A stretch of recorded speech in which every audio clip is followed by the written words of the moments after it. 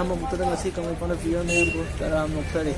ꯑꯩ ꯉꯁꯤꯒꯤ ꯕ꯭ꯂꯣꯛꯁꯤꯗꯤ ꯉꯁꯤ ꯗꯦꯠ 21 ꯑꯗꯨꯒ ꯄꯨꯡꯁꯦ 3:05 ꯈꯛꯇꯪ ꯁꯤꯒꯤ ꯕ꯭ꯂꯣꯛꯁꯤꯅ ꯁꯉꯥꯏ ꯐꯦꯁꯇꯤꯚꯦꯜ ꯍꯧꯕꯅꯤ ꯉꯁꯤ ꯗꯦꯠ 21 ꯑꯗꯨꯗ ꯁꯉꯥꯏ ꯐꯦꯁꯇꯤꯚꯦꯜꯗ ꯀꯩ ꯌꯥꯎꯒꯦ ꯈꯣꯠꯀꯦꯅ ꯍꯥꯏꯕꯒꯤ ꯃꯇꯥꯡꯗꯅꯦ ꯑꯗꯨꯒ ꯑꯩꯅ ꯉꯁꯤ ꯆꯠꯇꯣꯏ ꯃꯐꯝꯁꯤꯅ ꯍꯞꯇꯥ ꯀꯥꯡꯖꯩꯕꯨꯡꯗꯅꯦ ꯑꯇꯩꯗꯗꯤ ꯀꯣꯟꯅ ꯈꯟꯅꯔꯁꯤ ꯑꯗꯨꯒ ꯍꯞꯇꯥ ꯀꯥꯡꯖꯩꯕꯨꯡꯗꯅꯦ ꯑꯩ ꯉꯁꯤ ꯆꯠꯇꯣꯏꯁꯦ ꯑꯗꯨꯒ ꯁꯤꯒꯤ ꯚꯤꯗꯤꯑꯣ ꯔꯤꯀ꯭ꯋꯦꯁ ꯇꯧꯔꯛꯄꯅ ꯁꯦꯝꯕꯤꯌꯨ ꯍꯥꯏꯔꯛꯄꯅ ꯊꯣꯛꯂꯛꯅꯤ ꯑꯣꯀꯦ ꯑꯗꯣ ꯍꯧꯖꯤꯛ ꯆꯠꯅꯕ ꯇꯧꯔꯁꯤ ꯑꯩ ꯏꯃꯥꯟꯅꯕ ꯉꯥꯏꯔꯤ ꯏꯃꯥꯟꯅꯕ ꯌꯧꯔꯅꯤ ꯂꯥꯛꯑꯅꯤ ꯑꯗꯨꯒ ꯂꯥꯛꯑꯒ ꯑꯩꯒꯤ IMC ꯒꯥꯔꯤ ꯀꯃꯦꯟ ꯕꯣꯛꯁꯇ ꯑꯃ ꯀꯩꯅꯣ ꯏꯃꯥꯟꯅꯕ ꯑꯃꯅ ꯍꯥꯏꯔꯦ ꯀꯩꯒꯤꯅꯣ IMC ꯒꯥꯔꯤ ꯍꯥꯏꯔꯤꯁꯦ ꯑꯦꯛꯇꯤꯚꯥꯁꯦ ꯍꯥꯏꯗ ꯑꯇꯩ ꯀꯩꯝꯇ ꯅꯠꯇꯦ ꯑꯩꯒꯤ ꯑꯦꯛꯇꯤꯚꯥꯁꯦ ꯍꯟꯅꯨꯕꯗ ꯂꯣꯏꯔꯕ ꯍꯥꯏꯇꯥꯔꯦ ꯑꯗꯨꯅ ꯃꯩꯈꯨꯁꯦ ꯐꯖꯅ ꯈꯨꯕ ꯕ꯭ꯂꯣꯛꯁꯦ ꯌꯥꯗꯕꯩ ꯃꯩꯈꯨ ꯐꯖꯅ ꯈꯨꯕꯗ ꯇ꯭ꯔꯥꯐꯤꯛ ꯖꯥꯝꯒ ꯑꯣꯏꯔꯒ ꯈꯥꯝꯕ ꯂꯩꯗꯅꯦ ꯑꯗꯨꯗ ꯍꯥꯏꯌꯦꯕ ꯁꯣꯔꯤ ꯃꯦꯁꯦꯖ ꯂꯥꯛꯑꯦ ꯇꯨꯡꯗꯒꯤ ꯑꯍꯜ ꯂꯃꯟꯁꯤꯡꯅ ꯏꯕꯨꯡꯉꯣ ꯅꯪ ꯒꯥꯔꯤꯗꯣ ꯉꯥꯛꯇꯪ ꯁ꯭ꯇꯥꯔꯠ ꯃꯨꯊꯠꯄꯤꯕ ꯌꯥꯒꯗ꯭ꯔꯥ ꯀꯥꯏꯅ ꯍꯥꯏꯗꯤ ꯃꯈꯨꯗꯨ ꯂꯣꯏ ꯄꯨꯔꯥ IMCꯒꯤ ꯀꯥꯡ ꯀꯥꯞꯅꯕ ꯍꯤꯗꯥꯛ ꯀꯥꯞꯅꯕ ꯑꯃ ꯂꯩꯗꯥꯅꯦ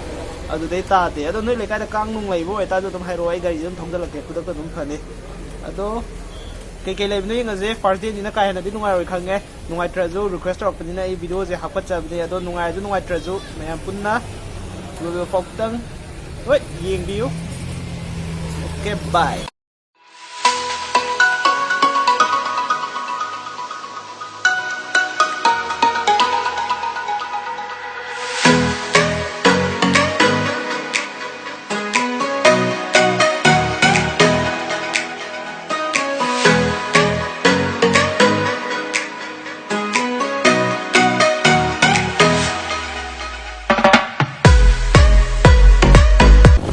ꯀꯣꯅꯨꯡ ꯃꯃꯥꯡ ꯌꯧꯔꯦ ꯑꯗꯨ ꯑꯣꯏꯇꯥꯔꯁꯨ ꯒꯥꯔꯤꯗꯤ ꯆꯪꯍꯟꯗ꯭ꯔꯦ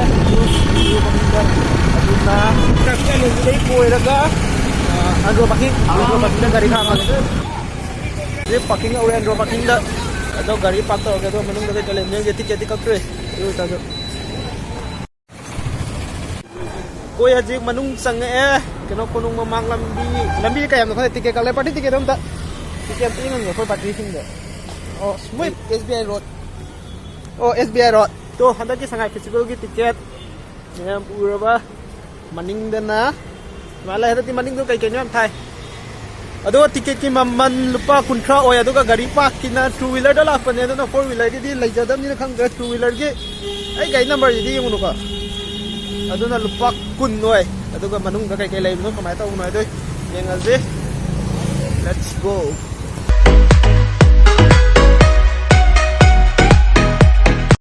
Ajaye, moi security uniform jede. Ai amne bibiro dana. Baje hino. Nang ching ready.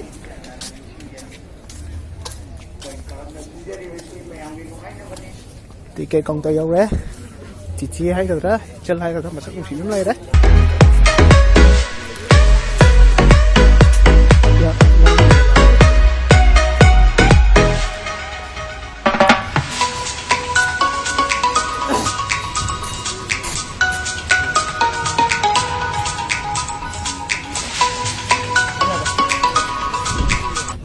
Logic lastly, chik anyep tore body search aduga manung yaure aduga manung yam fajai. Ai manung yaure CD fajai. Nungsa mangan change ude. Ado manung da kai laibno haido moi je sanga drimale ne ribun ka tri. E. Ai changjang ge dawine. Moi je kano torom de pung kya tare ai pung je ularoi ko ji sok so to we na mayam nai ai yenga dum haira ge noi ularoi achum mangang ne ai oida mangang hoi. Pung ahunga minute kuntra matoi tare ado moi sangadri ribon kaktre ado itajo kai fajaba lai bino ado mayam sanga ga som yeng de tam tam na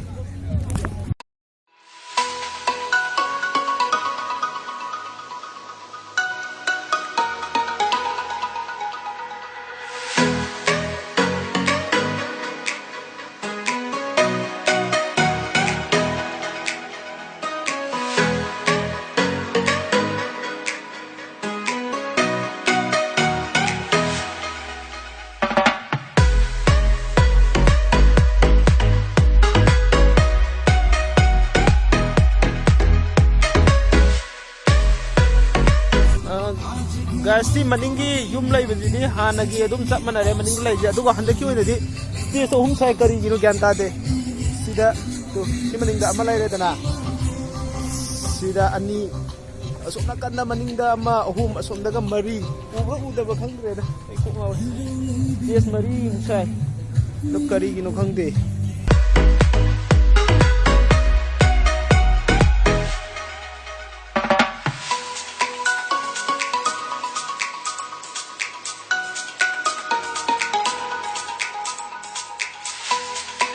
ꯑꯗꯨꯒ ꯁꯣꯝꯅ ꯄꯣꯠꯆꯩ ꯂꯩꯅꯤꯡꯕ ꯃꯌꯥꯝ ꯂꯩꯔꯒ ꯄꯩꯁꯥ ꯂꯣꯏꯊꯣꯛꯈ꯭ꯔꯁꯨ ꯀꯩꯁꯨ ꯑꯋꯥꯕ ꯂꯩꯔꯣꯏ ꯃꯔꯝꯗꯤ SBI ATM ꯕꯨꯠ ꯈꯥꯝꯃꯤ ꯃꯐꯥꯗꯨꯅ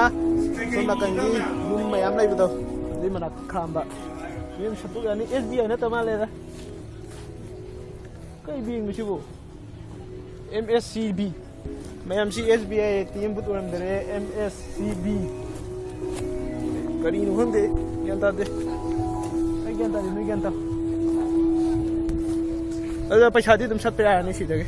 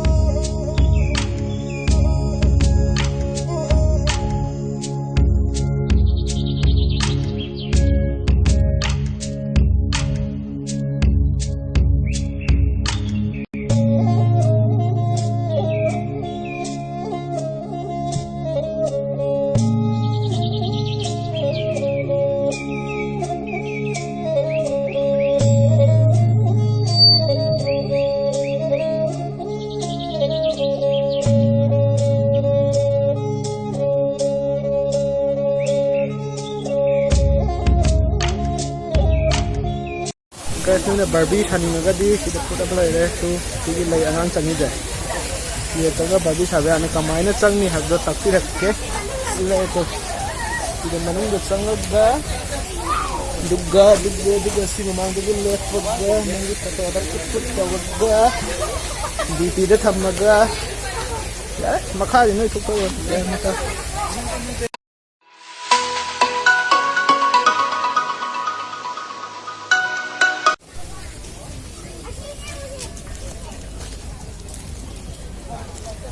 ꯃꯌꯥꯝ ꯁꯨꯔꯨꯡ ꯆꯪꯒꯦ ꯍꯟꯗꯛꯀꯤ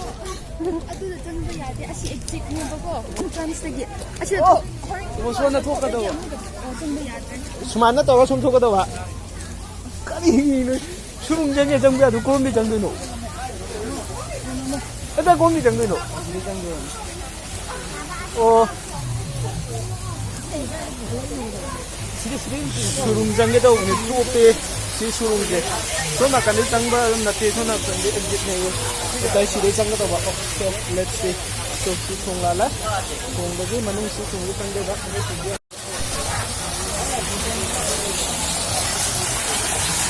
How's I am going to surung jadi cereng atau ne? Lagi surung jadi am teles, nah mungkin oksigen bang nadam nih. Oksigen bang nadam, ngamtuk lagi tuh itu deh.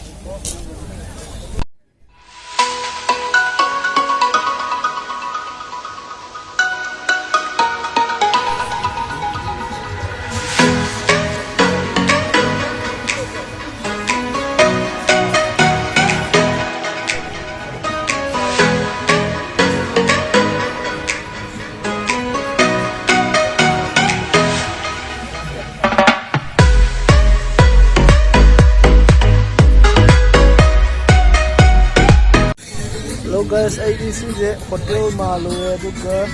mau juga nolah macam bagi competition aku ini jadi kita bagi ada tusi mana ni thalai ya first super lag mana ni juga saya nak thalai mau counter apa mau tawala ya nado kang deh yang mau foto yang sih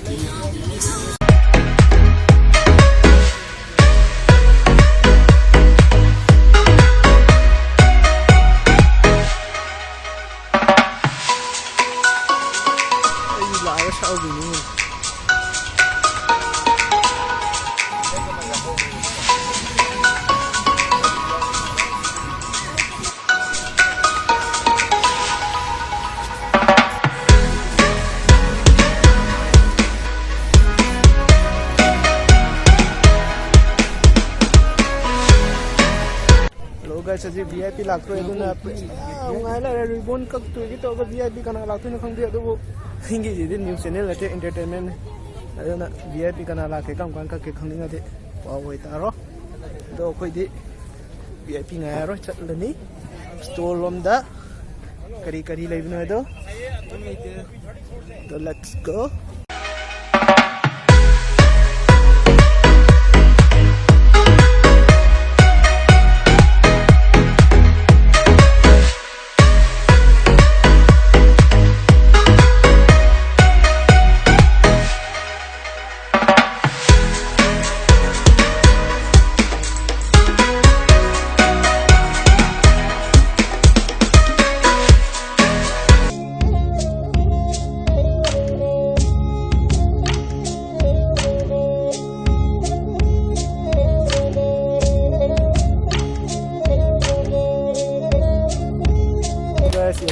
Gari थे तो फिरन पामगती सिदगी लेबे आनी पत्राम चामा ओय अदुगा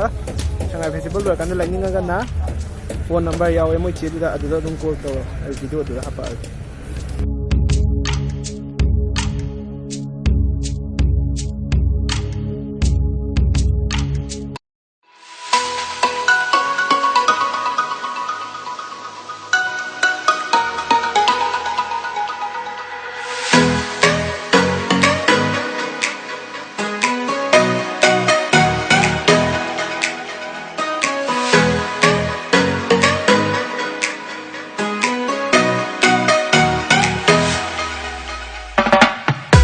yang pakna hang tu boleh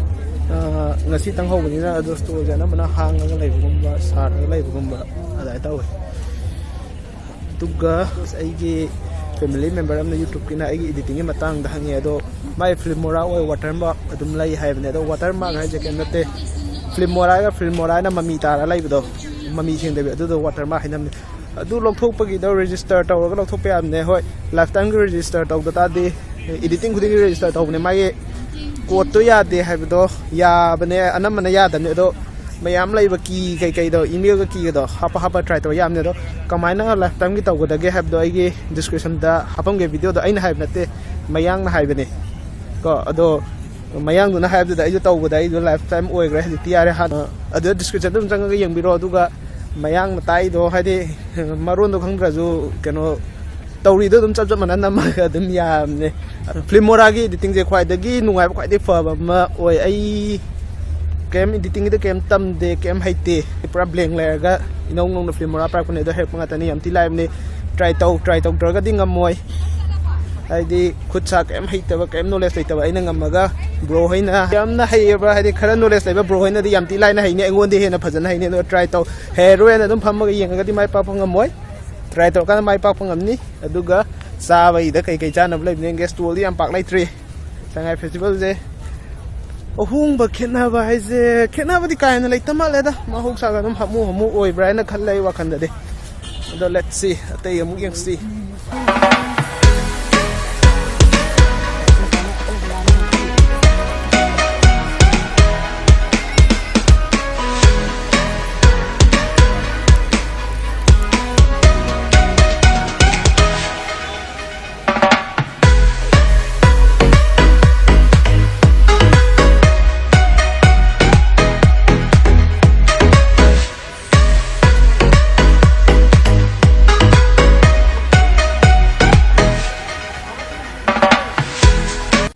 guys ini sama khang de have do stage me am le do ada amma di khang ngam si stage si kai nu khang de duga si je let's see mane si ubra si di STV ne wat stage wala me si da live telecast so jana thadro ni khang STV channel le aduna adon TV mo khong du me am le bi ya ga ni festival yeng bala ba sang dra ga TV mo khong du me yeng phang ani